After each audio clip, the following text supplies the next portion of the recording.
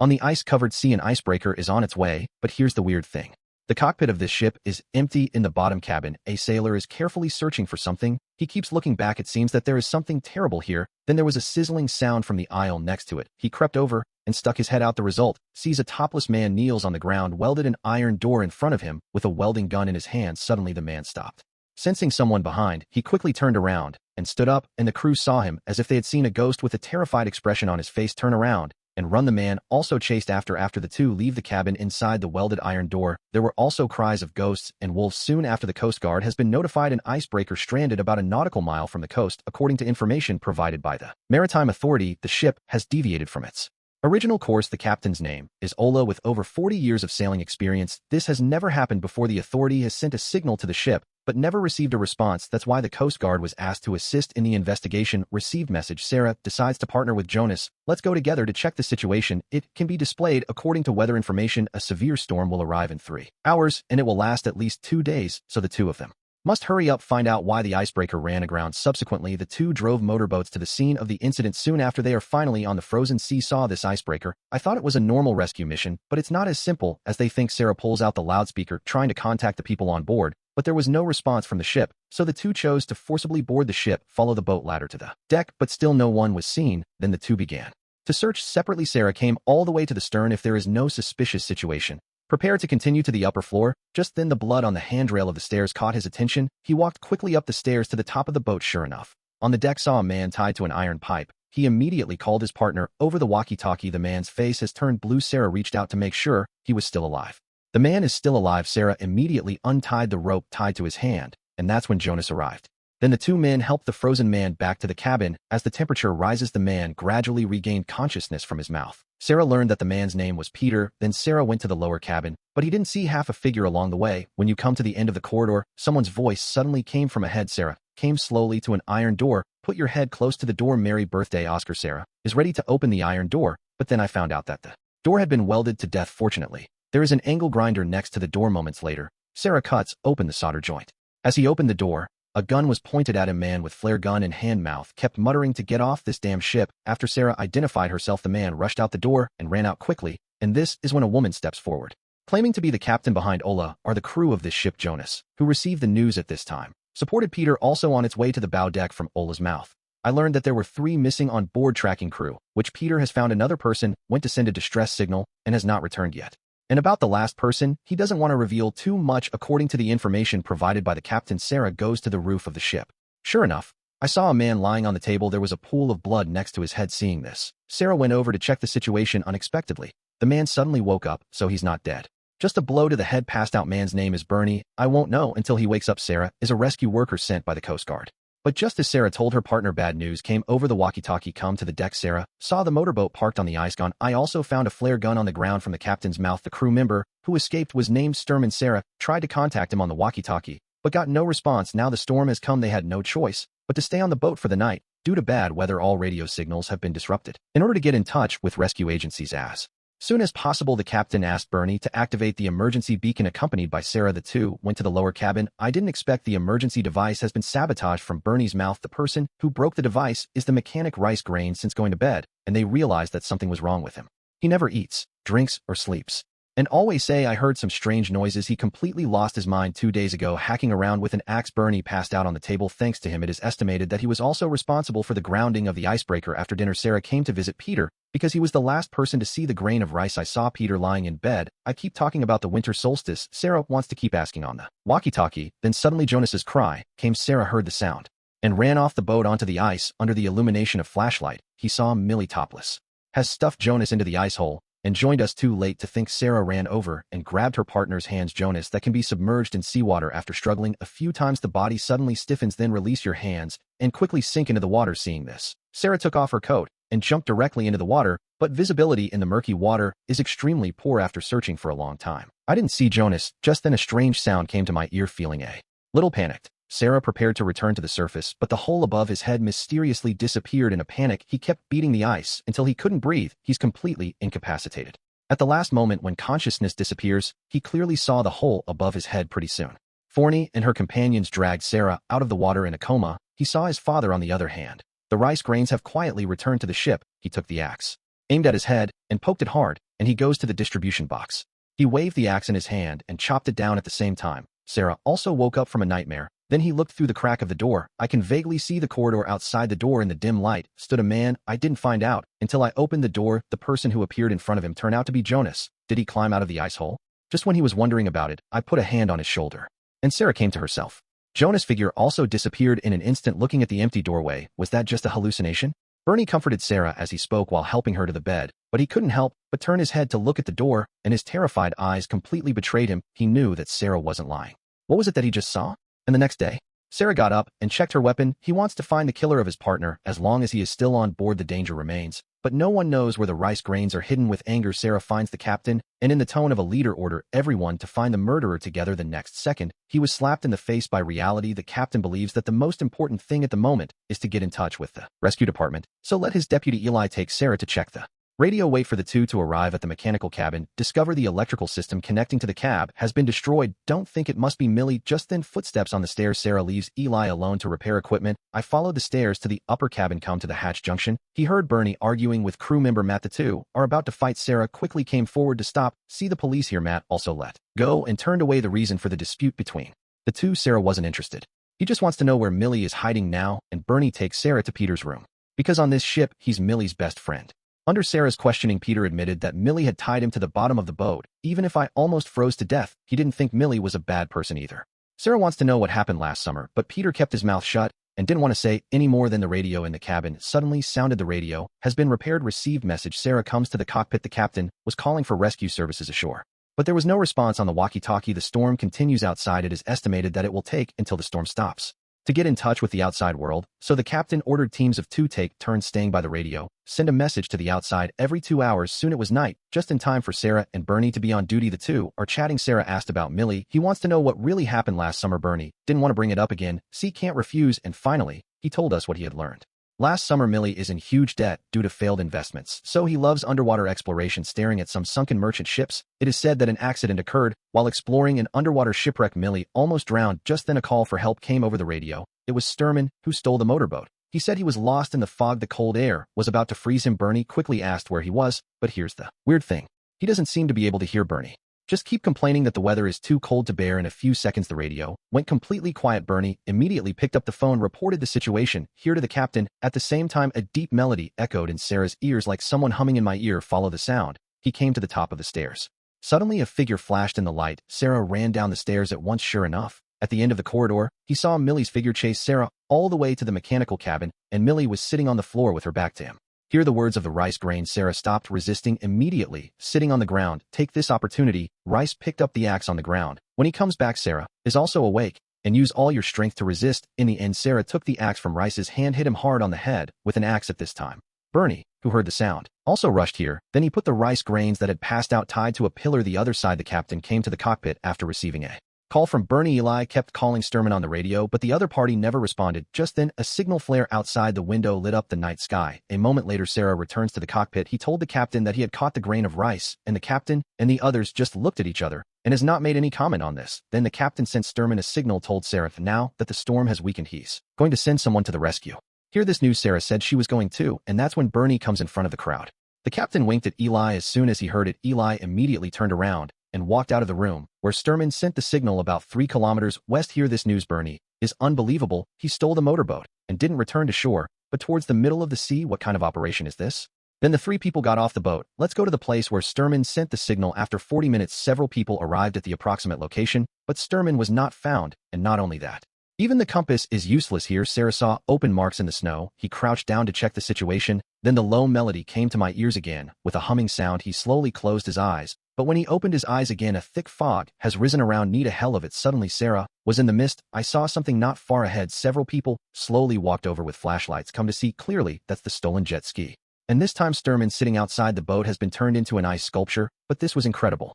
From seeing the distress signal to perceiving the location of the incident, in these 40 minutes, the man who sent out a distress signal, it was frozen into an ice sculpture. After disposing of the body, Sarah and the others are ready to drive the dinghy back. But now the dinghy can no longer start. View dashboard. I just found out that the pointer of the oil gauge has been zeroed. Then Sarah turned on the radio again and tried to contact headquarters, but after calling several times, there is no response.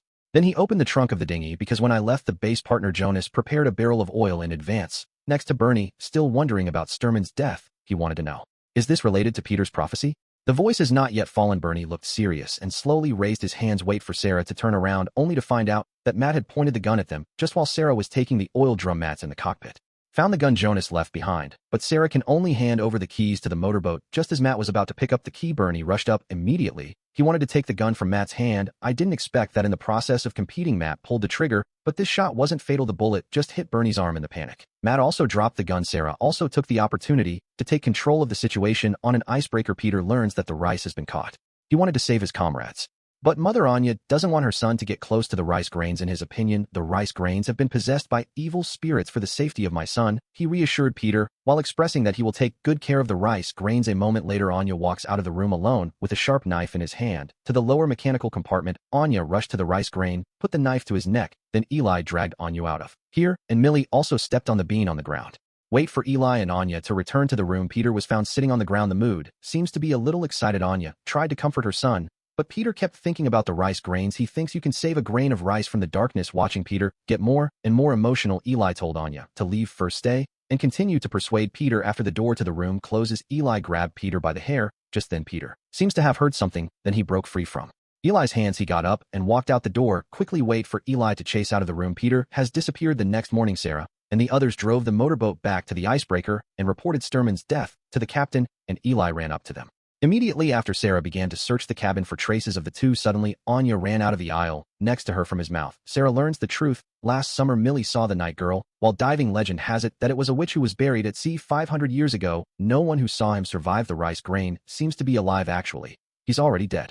That's because the witch has possessed him. Just wait for the darkness to come on the winter solstice resurrection. The voice just fell. There was a sound in front of the corridor. Follow the sound. The two came to the mechanical cabin. Then an iron gate caught Sarah's attention. The temperature in the cabin is not low, but the iron door is covered with a thick layer of frost. Then he pulled the gun from his waist, slowly turned the handle, and pushed the door open. The moment you walk in the door, Peter and Millie also appeared in front of them. But then Millie's words, but it made Sarah shudder. What Millie just said reminds Sarah of her father. Only her father would call her a little girl, and his father disappeared 2 years ago. On the way back, several people met Eli. Sarah gave him a gun and asked him to escort Millie to the motorboat. I went to inform the others to prepare to leave the ship. A moment later, Bernie and the others have packed up and arrived at the restaurant. Haven't waited to go. Eli ran in from outside in a panic. You ripper, get out of here. Then everyone quickly came to the deck. I saw that the ice a few meters thick had collapsed below the boat ladder. The motorboat parked on it has sunk. There was only one rice grain on the dinghy. And the puzzling thing is why only dinghies and rice grains sank into the water. Is it really the evil spirit of the witch at work?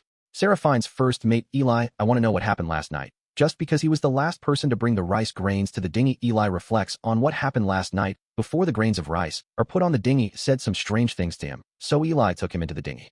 Strapped to the seat, he and Peter left to get back on the boat and pack up. But just got back on deck, I heard a creaking sound on the ice, and then the ice collapsed.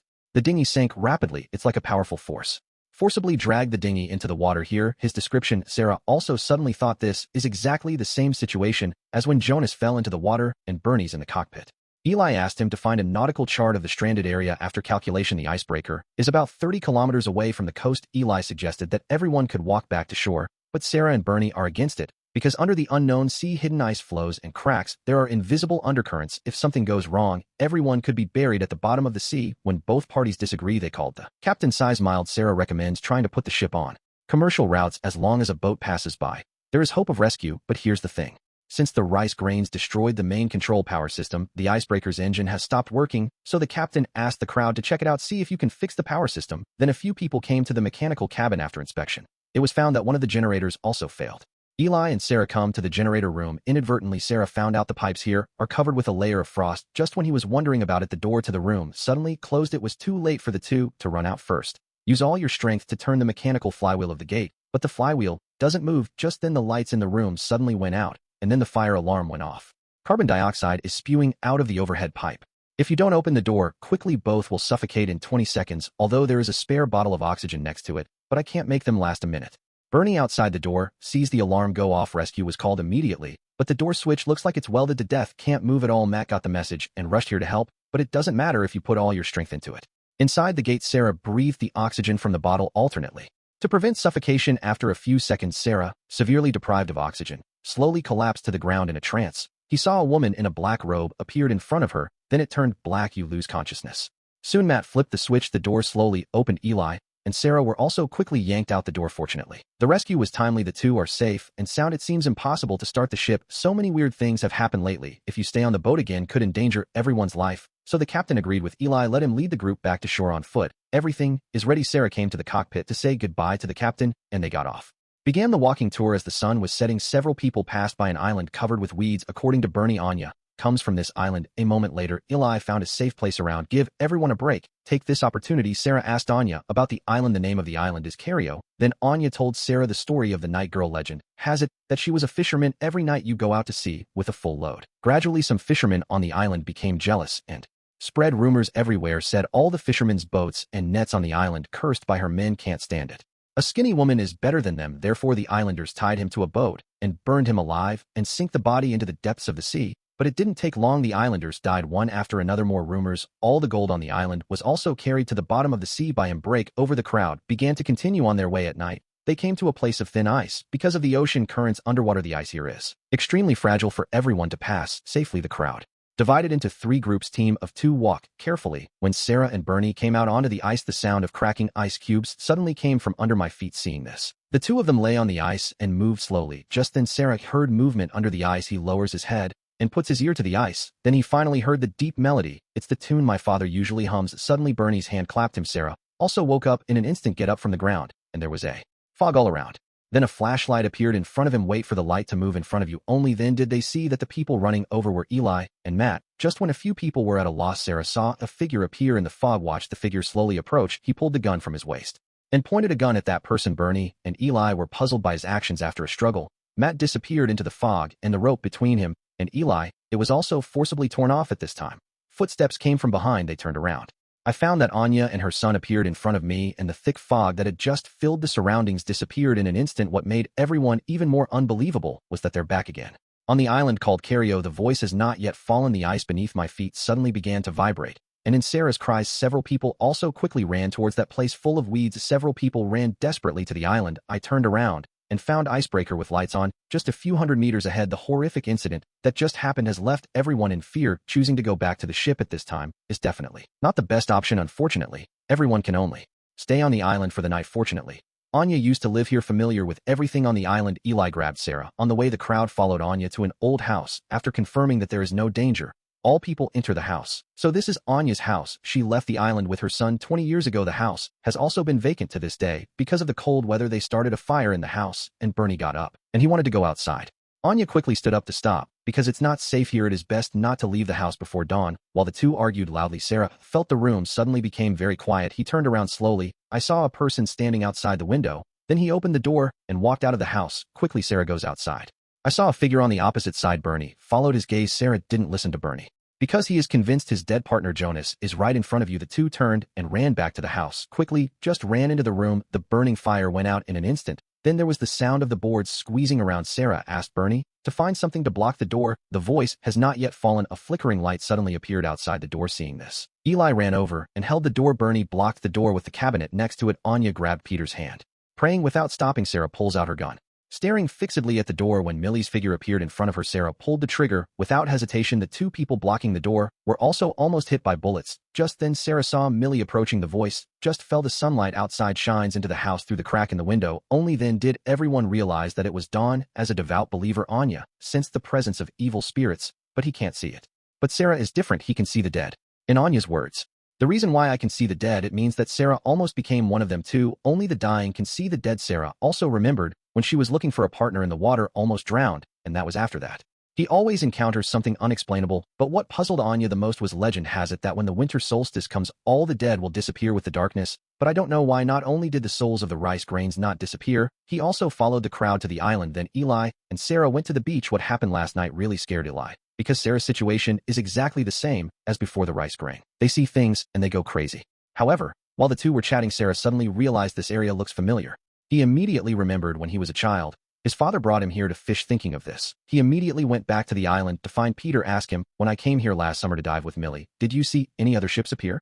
From Peter's dodged eye, Sarah guessed that something else must have happened under Sarah's questioning. Peter told the truth. Millie came here last year to dive after the accident. Peter dragged her to the boat just as they were about to leave. A man with a boat blocked their way and warned them that it was illegal to dive here. Immediately after, Bernie hit the man's boat with a speedboat, the only way to make witnesses disappear, because Bernie is getting ready to join the Coast Guard. Any illegal act will ruin his future. The fishing boat also sank into the sea after impact. The men on the boat also died at the bottom of the sea. Sarah ran to the beach, kneeling in the snow and screaming pain. He never expected. I have been searching for my father for 2 years, long gone. Then Peter came sitting on the ground. Sarah turned her head, saw a large bloodstain on Peter's head. He immediately sensed that something was wrong when he comes back only to find out that Peter had committed suicide around the fire at night. Sarah asks Bernie for the truth, but Bernie says he had nothing to do with the death of the old man because he wasn't there.